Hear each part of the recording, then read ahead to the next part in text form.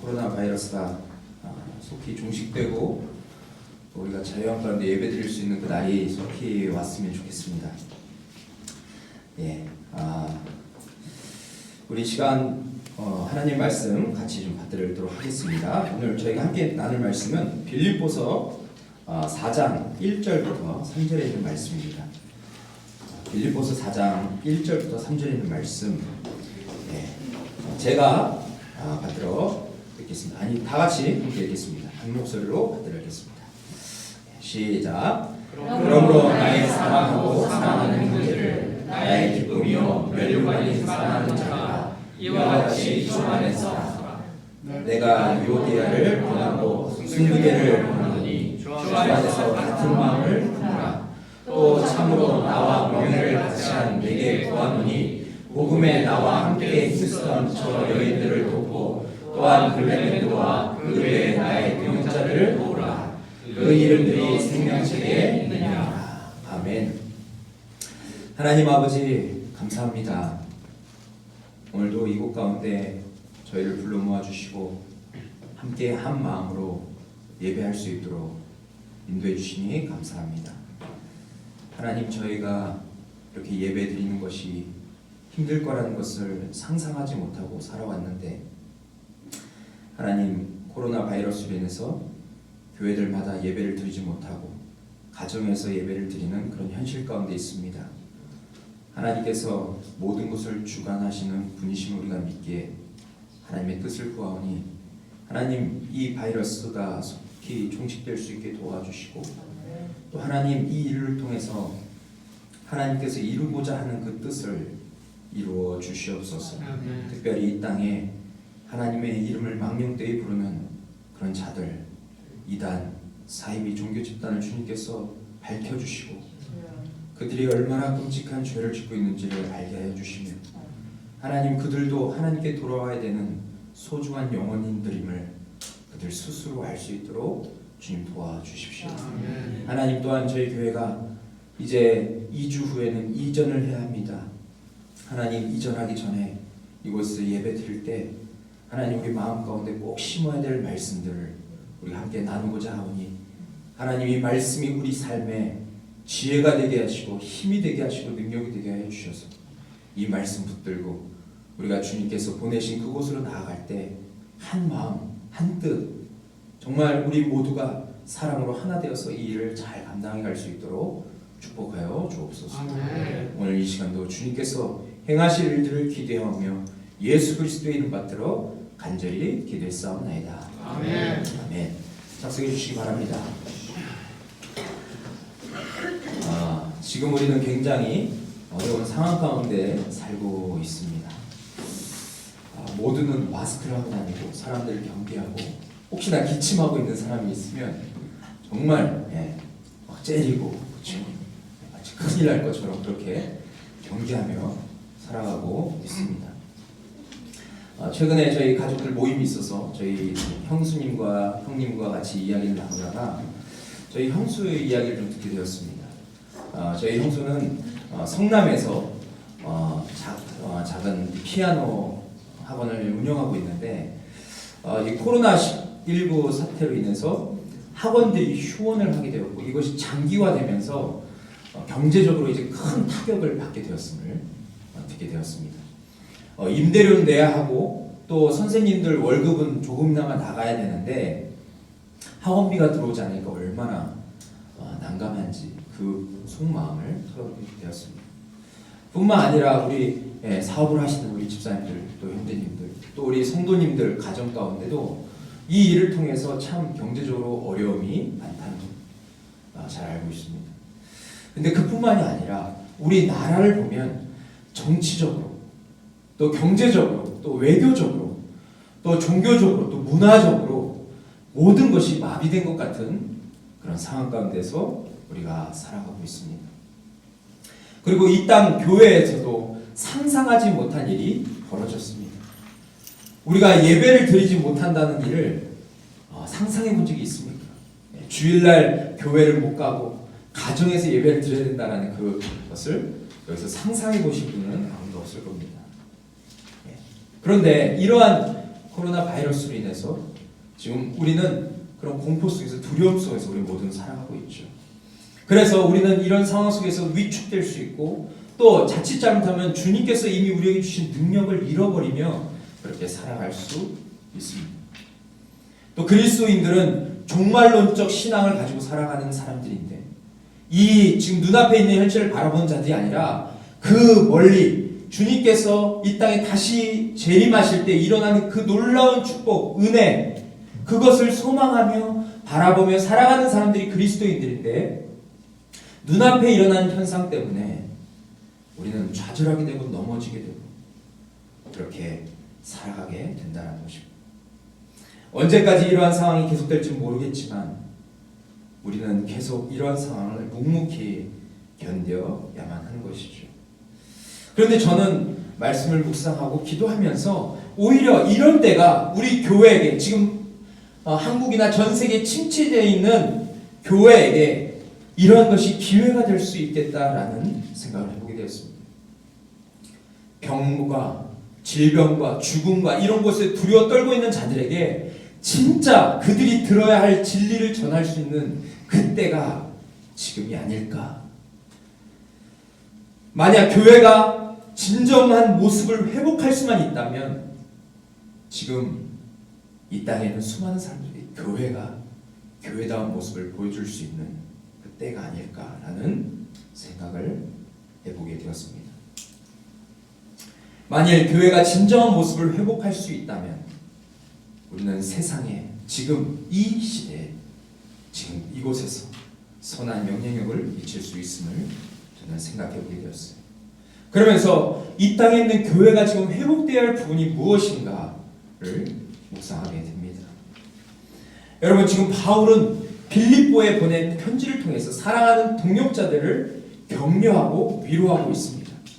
그리고 자신이 끝까지 복음을 위해서 수고한 그 이유, 또 우리가 주 안에서 기뻐해야 되는 이유, 여러 가지 고난과 악과 죄악과 그런 것이 난무하는 상황 속에서도 우리가 기뻐할 수 있는 그 이유를 이야기합니다. 또 그러면서 오늘 4장에서는 복음을 깨달은 교회의 참 모습, 성도의 참 모습을 이야기하고 있습니다. 다시 말하면 교회는, 성도는 이루어야 된다라는 것을 오늘 바울은 이야기하고 있습니다. 그럼 여러분, 이 땅의 교회와 성도는 어떤 모습을 가지고 살아야 합니까? 그것을 우리가 좀 같이 나누기를 원합니다. 첫 번째로 주 안에 서라 라는 것을 이야기하고 있어요. 바울은 이 땅에 있는 성도들과 이 땅의 교회들에게 외칩니다. 주 안에 서라, 주 안에 굳게 서라 라는 것을 1절에서 말하고 있어요. 그러므로 나의 사랑하고 사모하는 형제들, 나의 기쁨이요 면류관인 사랑하는 자들아, 이와 같이 주 안에 서라 라고 말하고 있습니다. 이것이 바로 사랑하는 동역자들에게 바울이 그토록 하고 싶었던 말씀이었어요. 우리가 복음에 합당한 삶을 살고 교회가 교회로 자라가기 위해서는 우리 각자가 주 안에 서는 것이 너무나도 중요하고 시급한 것임을 말하는 것이죠. 그러면 여러분, 바울에게 있어서 주님, 예수님은 어떤 분이셨습니까? 예수님은 핍박자였던 그를 변화시킨 분이십니다. 또한 이 세상의 모든 자랑과 부귀 영화를 한순간 배설물로 여기게 하신 분이십니다.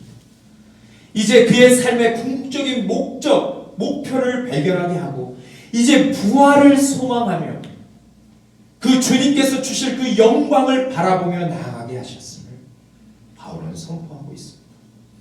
우리가 함께 읽은 4장 1절, 이것은 그냥 끊어진 문장에서 새로 시작하는 그런 문장이 아닙니다.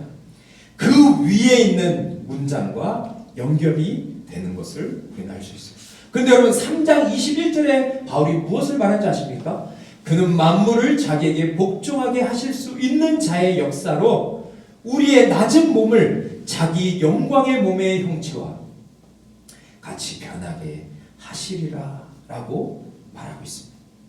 모든 만물이 주님께 복종하고 주님은 우리의 죄와 허물과 상처를 변화시켜 영광스러운 몸, 나중에 주님과 같은 몸, 그 부활의 몸으로 이끄실 분이심을 바울은 말하고 있는 것이죠. 바울은 지금 이 주님 안에 서는, 그 주님 안에 서서 우리가 누려야 할 그 영광을 바라보며 나아가는 것이 지금 우리에게 가장 시급한 일임을 강조하고 있습니다. 그러면서 그는 빌립보에 있는 동역자들을 가리켜서 어떻게 표현하고 있습니까? 나의 사랑하는, 나의 사랑하고 사모하는 형제들, 그들은 나의 기쁨이고 그들은 나의 면류관이라고 말하고 있습니다. 이 말을 들으면 무엇을 생각할 수 있습니까? 바울이 그들을 얼마나 사랑했는지, 그리고 그들이 복음을 위해서 희생하고 견디고 살아가는 그 모습을 얼마나 귀하게 여겼는지 우리는 알 수 있습니다. 바울은 그들을 이렇게 표현한 이유가 무엇입니까? 그것은 바로 그들이 복음의 열매이기 때문에 그렇습니다. 바울은 그들을 보면서 예수 그리스도가 참 주님이심을 아마 재발견했을 겁니다.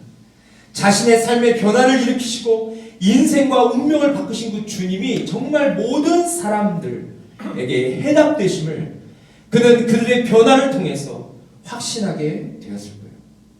그래서 지금도 신실하게 예수 그리스도를 따르는 자들을 보면서 그들은 정말 나의 기쁨이고 나의 면류관이라고 표현할 수 있었던 것입니다. 요즘 사역을 하면서 가장 행복하고 감사한 것이 있습니다. 물론 성도님들의 삶의 자리가 어렵습니다. 힘듭니다. 정말 괴로운 일이 많습니다. 이해할 수 없는 그런 일들이 계속해서 터지고, 그래서 기도해달라는 그런 요청들이 계속 있습니다. 그래서 때로 성도님들께 전화를 받을 때 목회자로서 두려움이 엄습할 때가 있고 마음이 힘들 때가 많이 있습니다. 그런데도 이러한 상황 속에서 제가 감사한 것이 있는데, 그것은 우리 성도님들이 감사할 수 없는 상황 가운데서 감사하고 불평과 원망이 쏟아져 나오는 상황 속에서 믿음의 말을 건네는 모습들을 볼 때, 또한 어떤 상황 속에서도 예수님을 증거하며 살아가는 그 모습을 볼 때 진짜 제 안에 진한 감동이 있습니다. 세상의 방법대로 살지 않고 그것을 뛰어넘어서 정말 예수님으로 만족하는 그런 모습들, 그런 삶을 살아가는 성도님들을 볼 때 정말 제 마음에 기쁨이 차고 넘치는 것을 보게 됩니다. 오늘 바울이 이러한 기쁨을 말하는 것이 아니겠습니까? 자신이 전한 복음, 그 복음 때문에 한 영혼 한 영혼의 삶이 바뀌고 인생이 바뀌고 그들의 태도가 바뀌고 그들이 주님을 향한 마음들이 바뀌고, 그렇게 주님 위에 그들이 믿음을 세워놓고 살아가는 모습들을 볼 때 여러분, 바울의 마음이 어떠했겠습니까? 아마 이 세상에서 줄 수 없는 가장 큰 기쁨과 감격을 그는 누리며 살았을 겁니다. 그런데 여러분, 오늘 이 굳게 서라, 바울이 말한 서라라는 이 동사는 지금 이 오늘 본문에서 처음 사용되는 것이 아닙니다. 이 서다, 서서, 서라라는 이 단어는 1장 27절에서도 말하고 있어요. 빌립보서 1장 27절 우리 같이 한번 읽겠습니다. 시작. 오직 너희는 그리스도의 복음에 합당하게 생활하라. 이는 내가 너희에게 가보나 떠나 있으나 너희가 한 마음으로 서서 한 뜻으로 복음의 신앙을 위하여 협력하는 것과 라고 말하고 있어요. 여기에서 서서라는 단어를 또 사용하고 있습니다. 이 서서라는 단어는 헬라어로 스테코라고 쓰이고 있는데, 이것은 어떤 뜻이냐면 영어로 보면 to stand, stand fast라는 그런 뜻으로 쓰였습니다. 서다 라고 말하는 것과 또 속히 굳게 서다라는 그런 의미를 갖고 있다는 것입니다. 바울은 이 단어를 쓰면서 무엇을 말하고 싶었을까요? 바울은 내가 지금 전한 그 복음, 그 예수 그리스도 위에 너희가 서기를 바란다. 또한 바울은 교회와 성도들에게 요구하는 것은 속히 제대로 복음 위에 서서 복음에 합당한 삶을 성도들이 살기 원하는 것을 말하고 있습니다. 즉, 우리가 이 땅에서 살아가야 할 그 모습은 복음이 실제임을 증명하는 그 삶임을 말하는 것이죠. 주님과 함께 동행했을 때 세상에서 두려울 것이 없고, 또한 주님과 동행했을 때 내 앞에 하나님의 나라가 임하는 것을 우리는 고백하게 될 것입니다. 또 주님과 동행할 때 모든 것을 바라보는 우리의 관점, 우리의 시선이 달라집니다. 그래서 부정적인 현실을 긍정적으로 바라보며 하나님께서 그 어려운 상황 가운데서 하나님께서 행하실 일들을 바라보며 나아가는 것,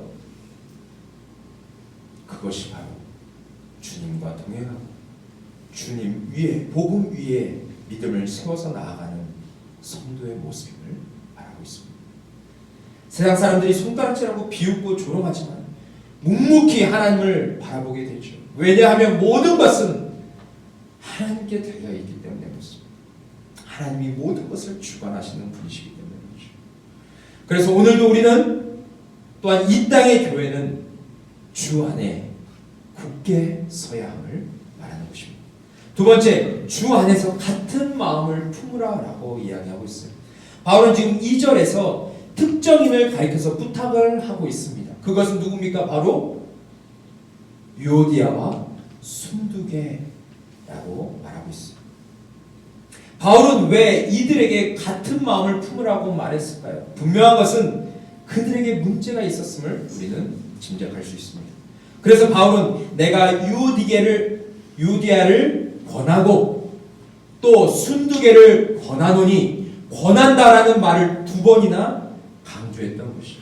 이것은 바로 너희 두 여인이 들어야 할 메시지가 있다라는 것입니다. 교회 안에서 같은 성도인 너희가, 한 지체인 너희가 들어야 할 메시지가 있음을 바울은 강조한 것이죠. 그들의 문제는 무엇이었습니까? 우리는 분명히 알 수 없습니다. 하지만 분명한 것은 그들이 교회의 일꾼이요 복음의 증인이었지만 뭔가 해결할 수 없는 문제가 있었음을 말하는 것이죠. 그리고 그 문제는 우리가 생각하기에 어떤 교리상의 문제나 어떤 사역에 대한 문제가 아니라 개인적인 문제, 감정적인 문제였음을 짐작할 수 있습니다. 우리도 교회 생활하다 보면, 함께 몸을 이루고 지체가 살다 보면, 함께 사역을 감당하다 보면 여러 가지 일에 부딪히고 감정이 상할 때가 있습니다. 또한 서로 이해가 되지 않고 또 감정이 더 커져서 용서가 안 되고 용납이 안 될 그때를 우리는 맞이하게 됩니다. 그래서 때로는 쓴뿌리를 가지고, 그러면 안 되지만 쓴뿌리를 가지고 상대방을 정죄하거나 상대방을 대할 때가 있습니다. 그러다 보면 우리가 가장 놓친 것이 무엇입니까? 그건 하나님께서 우리에게 주신 가장 큰 계명, 예수께서 이 땅에 우리에게 주신 큰 계명 두 가지. 첫째는 무엇입니까? 하나님을 사랑하고, 두 번째는 이웃을 사랑하라는 그 계명인데, 우리가 어느 순간 열심히 사역한다 하지만 우리의 마음을 잃었을 때, 우리가 감정적으로 대할 때, 우리가 상황을 제대로 파악하지 못하고 사람들을 대할 때 사랑이라는 가장 중요한 계명을 놓칠 때가 있다는 것입니다. 예수님을 믿고 신앙생활하는 것이 어떤 것인지 아는 우리에게도 이러한 어려움에 봉착할 때가 있습니다. 그런데 바울은 이러한 갈등을 가지고 있는 사람들, 또한 그런 갈등을 가지고 지금 살아가고 있는 수많은 교회들에게, 수많은 성도들에게 무엇을 말하고 있습니까? 주 안에서 같은 마음을 품으라 라고 말하고 있습니다. 저는 최근에 한 이야기를 읽고 참 감동을 받았습니다. 제가 읽은 책은 바로 은혜가 이끄는 삶이라는 책이었어요. 브라이언 채플이라는 목회자가 쓴 책인데, 이 책에서 브라이언 채플은 자신의 이야기를 합니다. 그는 청소년기에 아버지께 드린 그 선물 이야기를 하게 돼요. 이렇습니다. 어느 날 아버지와 그는 숲속에서 장작을 패기 위해서 통나무를 놓고 도끼로 해서 장작을 패고 있었습니다. 그런데 장작을 패는데 그 나무 안에 썩어 있었는지 그 장작을 팍 패는데 그 통나무 갑자기 팍 쪼개지면서 그 안에 썩어 있는 부분들이 보이게 되었습니다. 그런데 그 썩은 그 나무의 모습을 그 아이가 봤는데 그것이 마치 말의 머리, 달리는 말 있지 않습니까? 으랴 하면서 달리는 그 말의 머리처럼 보였다라고 이야기합니다. 몇 주 후에 아버지의 생신이었는데 그 아이는 그 썩은 나무 토막 그것을 집에 가져와서 그것을 열심히 꾸밉니다. 그리고 그 나무 그 말의 머리 부분에 위에다가 못을 박아가지고 자기가 아주 멋있는 작품을 만들었다고 생각하면서 그것을 아버지 생일날 아버지께 선물로 드립니다. 아버지, 내가 어렵게 만들었습니다. 아버지 이게 선물이에요 라고 아버지께 딱 드렸는데 아버지가 뭐라고 얘기했냐면, 야 멋지다, 근데 이게 뭐냐, 이게 도대체 뭐냐 라고 이렇게 아들한테 물어봤어요. 그때 아들이 이렇게 얘기합니다. 아버지, 이것은 넥타이 걸이에요. 아버지 말머리 쪽에 튀어나온 못들이 있죠. 거기에 넥타이를 걸면 됩니다. 아버지는 미소를 지으며 그 아이가 드린 선물을 벽장에 고정도 시킬 수 없고 그냥 기대놓고 그렇게 수년 동안 사용하게 되었습니다.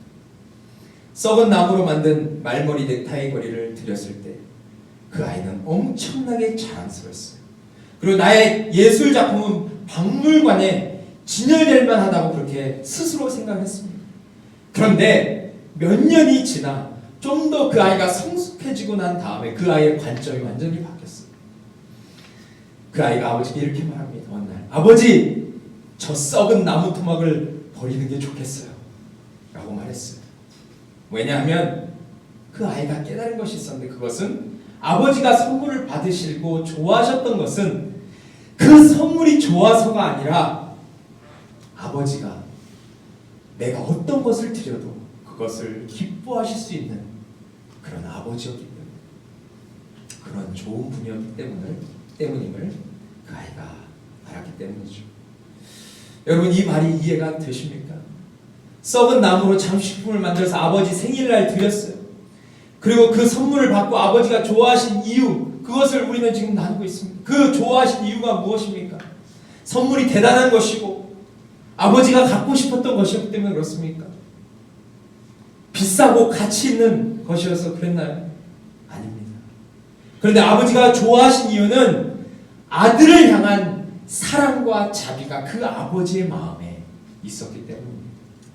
아버지는 아들이 대단한 것을 주던 아니면 작은 것을 주던 그것과 상관없이 아들을 사랑하시기 때문에, 아들의 모든 것을 아버지는 사랑하고 자비를 베풀 수 있는 분이시기 때문에 좋아하셨던 거죠.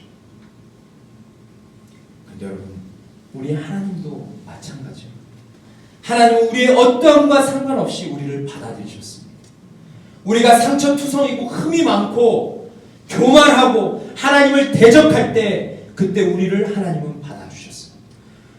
우리가 사랑받을 수 없었을 때 하나님은 우리에게 먼저 손을 내미셨고, 내가 너를 사랑한다고, 내가 너를 정말 기다렸다고, 너가 무엇을 해서가 아니라 그냥 너 자체가 내게는 가장 존귀한 자라고, 내게 가장 귀한 보물이라고 하나님이 말씀하셨다는 겁니다.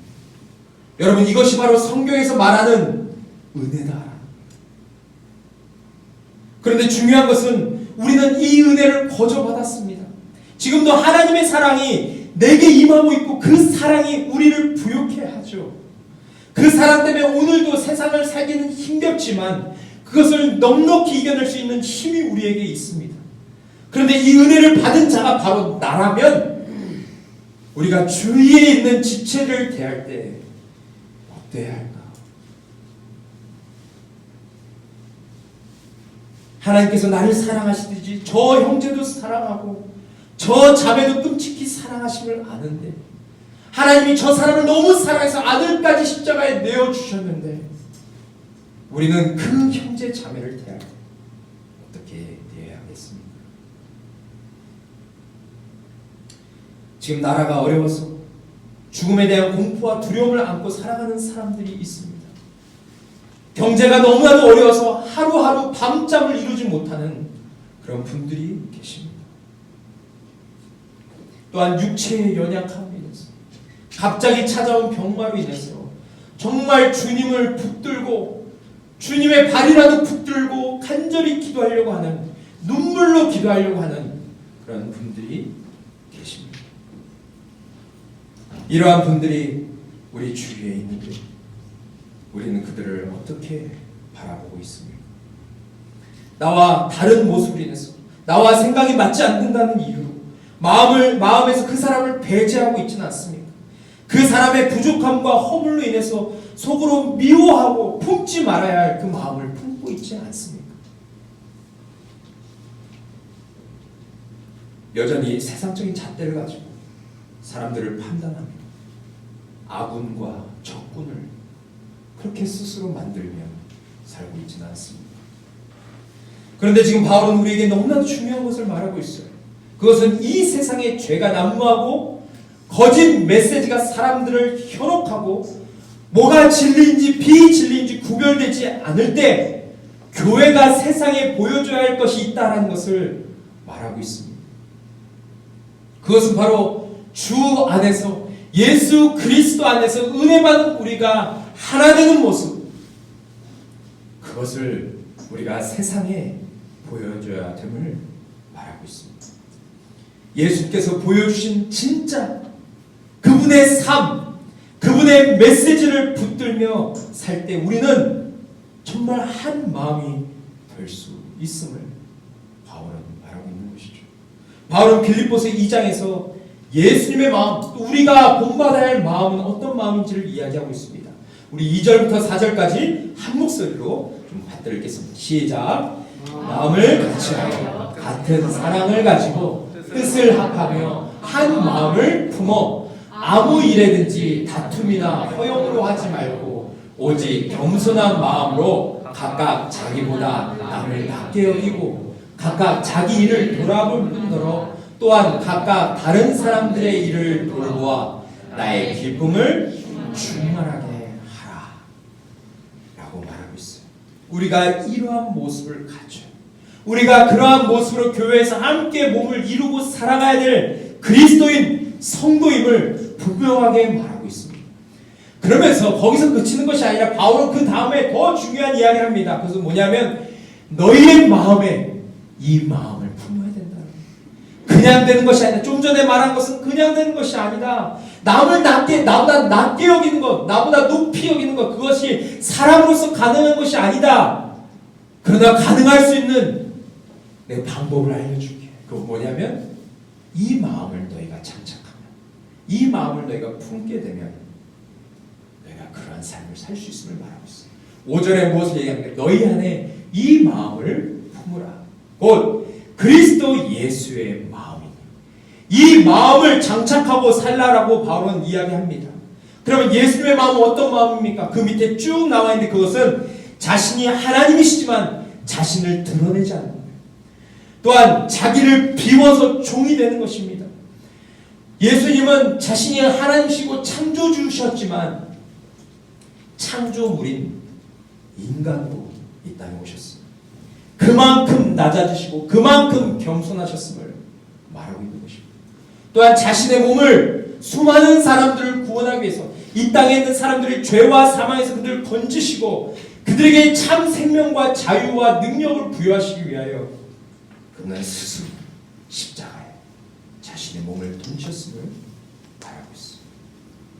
그래서 여러분 이 마음을 우리가 장착해 이 마음을 교회 성도들에게 품으라고 그 마음을 갖추라고 이야기하는 것이죠. 여러분 나를 비울 때 나를 낮출 때 또 다른 사람을 나보다 높일 때 우리는 진짜 하나가 될 수 있습니다. 그리고 세상은 이런 공동체 이런 교회를 주목하게 될 것입니다. 마지막 세 번째, 주 안에서 함께 동역할 것을 바울은 이 땅에 있는 교회와 성도들에게 권면하고 있습니다. 3절에 보면 뭐라고 얘기합니까? 또 참으로 나와 멍에를 같이 한 내게 구하노니 복음에 나와 함께 힘쓰던 저 여인들을 돕고 또한 글레멘트와 그 외에 나의 동역자를 도우라. 그 이름들이 생명책에 있느니라 라고 말하고 있습니다. 여기서 복음에 나와 함께 힘쓰던 여인들은 위에 나오는 유오디아와 순두개를 가리켜 말하는 것입니다.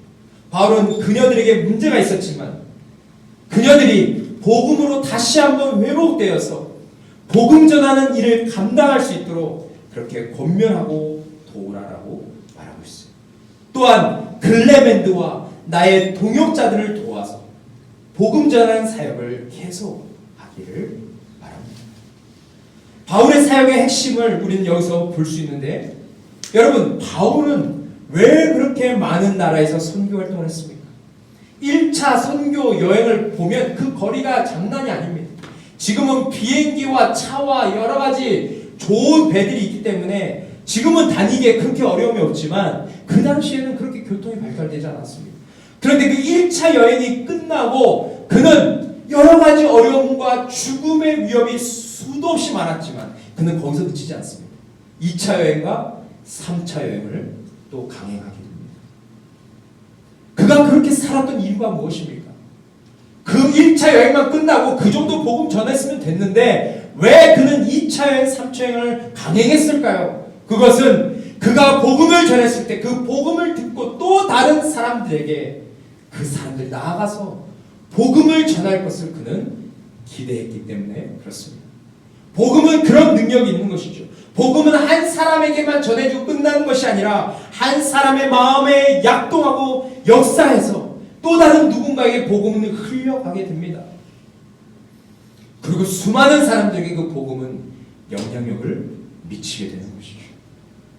그래서 이 바울은 그 복음에 대한 열정을 가지고 그가 상황만 되면 나아가서 담대하게 복음을 외칠 수 있었습니다. 로마서 1장 16절 우리가 잘 아는 말씀입니다. 같이 한번 읽겠습니다. 시작. 내가 복음을 부끄러워하지 아니하노니 이 복음은 모든 믿는 자에게 구원을 주시는 하나님의 능력이 됨이라. 먼저는 유대인에게요 그리고 헬라인에게로다. 아멘. 그렇습니다. 저희 교회 후문에도 이 말씀이 붙여져 있습니다. 왜냐하면 이것이 교회의 참 모습이기 때문에 그렇습니다. 이것이 바로 교회가 붙들어야 할 복음의 능력이기 때문에 그렇습니다. 바울은 이 복음을 외칠 수밖에 없었던 것은 오직 복음의 능력만이 이 땅의 교회의 갈등을 해소할 수 있고 복음의 능력만이 우리의 걱정과 두려움을 끝장내며 복음만이 어두운 세상, 어두운 마음의 빛을 밝힐 수 있기 때문에 그렇습니다. 그리고 복음만이 그 빌립보 교회를 다시 회복시킬 수 있고 지금 이 땅에 존재하는 수많은 교회들과 함께 세워가는 교회를 교회답게 이끌 것이기 때문에 그렇게 말할 수 있었던 것입니다. 그래서 그는 어디에 가든지 예수 그리스도가 우리의 주 되심을, 우리의 그리스도이심을 선포할 수 있었던 것이죠. 바울은 그래서 그의 사랑하는 동역자들에게 부탁하고 있는 것입니다. 나의 동역자들이여 유오디아와 순두개 그리고 글레멘과 또 다른 동역자들을 도우시오. 저들에게 복음의 영광이 다시 깨달아져서 그 복음의 사역을 끝까지 감당하는 자로 설 수 있도록 도와달라고 바울은 간청하고 있는 것입니다. 여러분, 만약 지금 바울이 우리에게 편지를 쓴다면 무엇을 가장 먼저 말하고 싶을까요? 내가 깨닫게 된 복음, 내가 만난 예수, 또한 내가 전한 이 복음을 여러분도 다른 사람들에게 전하라고 말하지 않겠습니까? 나를 나되게 하고 교회를 교회되게 하는 이 놀라운 복음의 광채를 숨기지 말고 여러분 마음에만 가둬두지 말고 이제 세상에 그것을 비추는 역할을 감당하라고 말하지 않겠습니까? 지금 우리는 참으로 안타까운 상황 가운데 마주하고 있습니다. 참 복음을 가진 교회는 이 땅에서 제 역할을 감당하지 못해서 세상의 지탄을 받고 있습니다. 이단들이 판을 치는 한국, 거짓 증언자들이 말도 안 되는 교리로 사람들을 현혹시키고 있고 그 말도 안 되는 교리로 끌고 다니고 있습니다. 그리고 그것이 당연시 여기게 되었어요. 그래서 지금 이 땅의 한국만 보더라도 진짜와 가짜를 사람들이 구별하지 못하고 이단과 사이비와 정말 기독교를 구분하지 못하고 싸잡아서 그렇게 욕하는 것을 우리는 보게 되지 않습니까? 그리고 세상 사람들은 정말 교회 예배는 쉬어야 된다라고 그렇게 말하는 것이 너무나도 당연시 되었습니다. 교회가 당연히 예배를 쉬어야죠. 교회는 예배를 쉴 수밖에 없지 라고 당연히 말하는 그런 상황 가운데 우리는 신앙생활하고 있습니다. 그런데 원래는 세상 사람들이 이렇게 말해야 되는 거 아닙니까?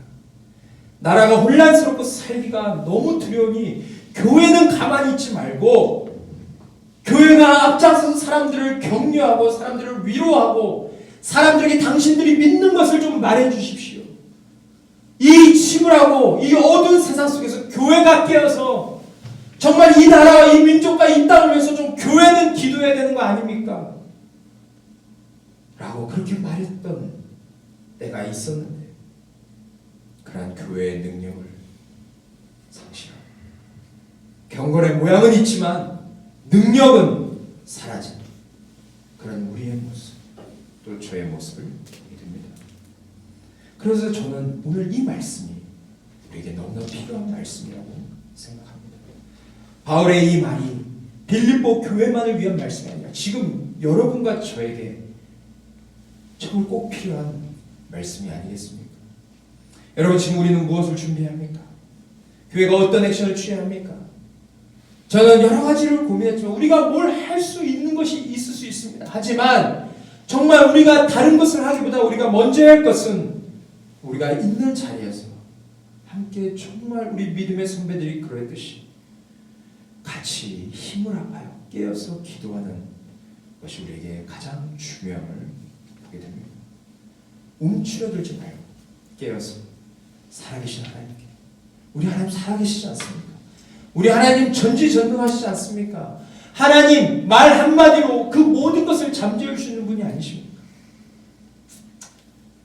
온 세상을 주관하시는 그분께 우리 함께 기도해야 합니다.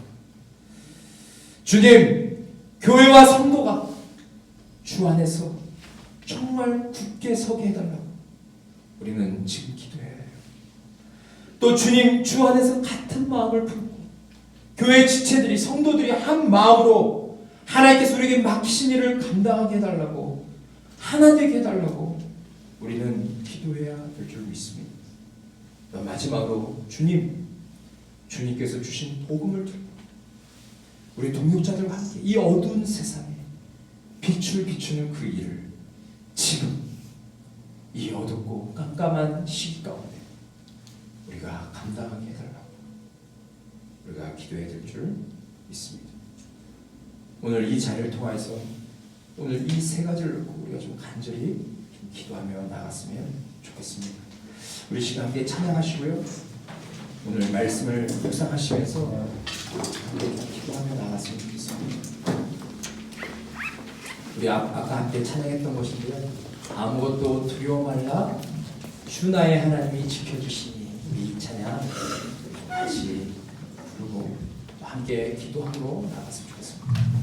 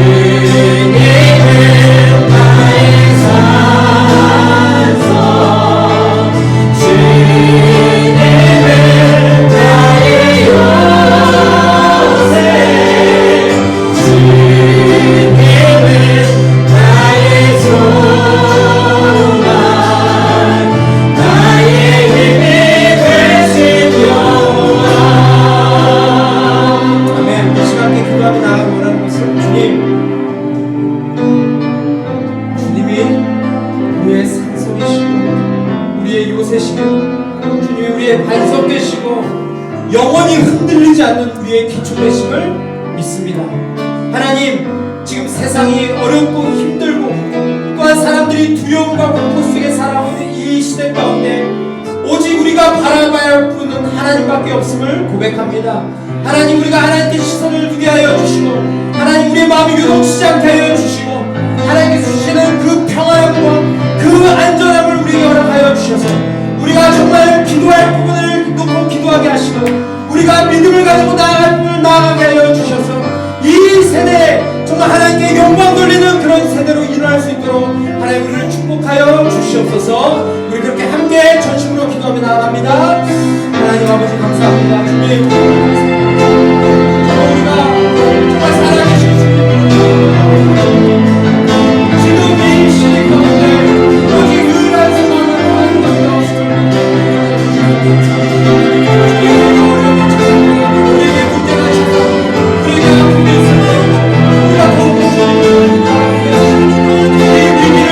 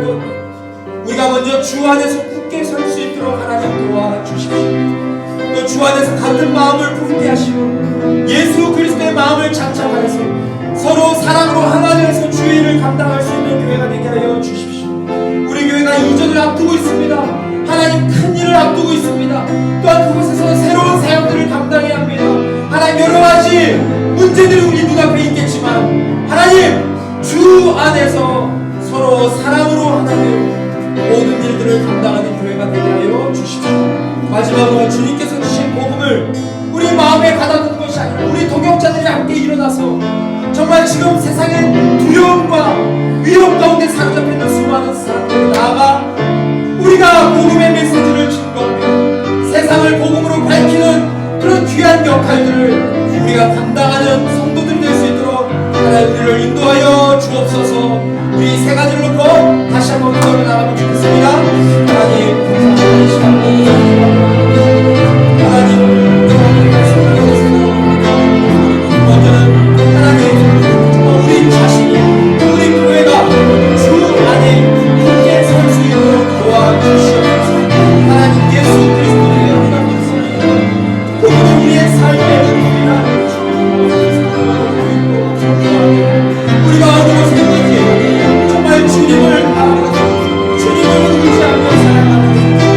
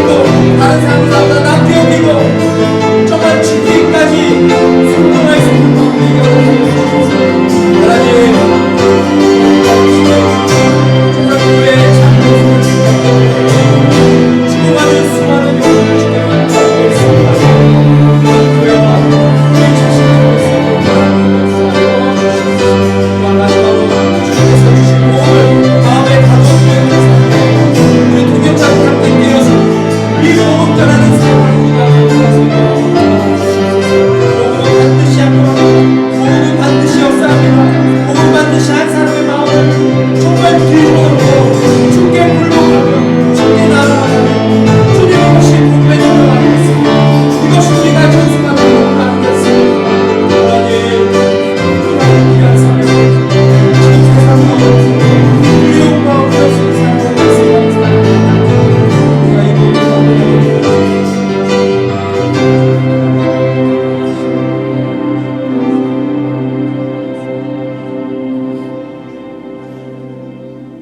하나님 아버지 감사합니다.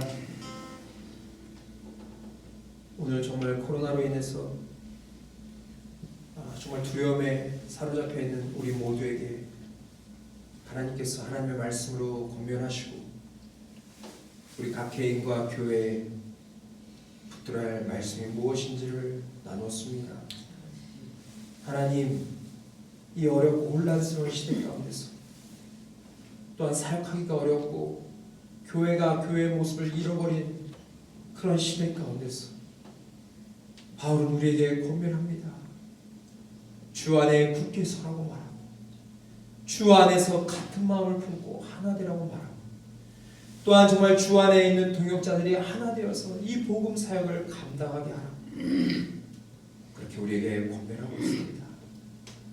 하나님 아버지, 우리가 정말 세상의 여러 가지 두려움이 우리에게도 있지만 하나님, 우리가 그렇지만 우리 마음의 본질을 놓치지 않게 주님 도와주시고 하나님, 우리가 주님 안에서 붙들고 우리가 주님 안에서 다시 재건해야 할 것이 무엇인지 깨닫고 살아가는 그리스도인들 될 수 있도록 인도하여 주시옵소서.